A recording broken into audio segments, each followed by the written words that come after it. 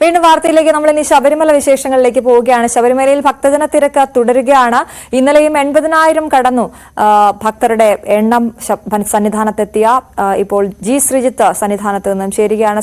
Sreejith, good morning. ഇന്നത്തെ തിരക്ക് എങ്ങനെയാണ് ശബരിമലയിൽ?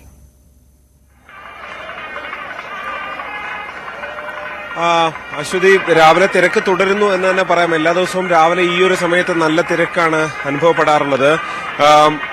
ഒരു കാര്യമുള്ളത്, ഇന്ന് ഞായറാഴ്ചയാണ്. അതുകൊണ്ട് തന്നെ ഇന്നൊരല്പം തിരക്ക് കുറയാനുള്ള സാധ്യത സാധാരണഗതിയിലുള്ള ഞായറാഴ്ചകളിലുണ്ട്. പക്ഷേ ഇനിയിപ്പോ മകരവിളക്ക് തീർത്ഥാടനം ഏതാണ്ട് അതിന്റെ അവസാന ഘട്ടത്തിലേക്ക് പോവുകയാണ്.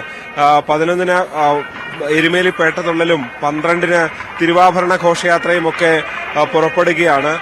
12-ന് പമ്പാവിളക്ക് നടക്കുന്നുണ്ട്. അങ്ങനെ തീർത്ഥാടനം ഏതാണ്ട് അതിന്റെ ഒരു പ്രധാനപ്പെട്ട ഘട്ടത്തിലേക്ക് കടക്കുന്ന ഒരു സാഹചര്യമുണ്ട്. ഈ 18-ാം പടി വഴി വളരെ വേഗത്തിൽ ഏതാണ്ട് മിനിറ്റിൽ ഒരു 75 പേരെയൊക്കെ കടത്തിവിട്ടുള്ള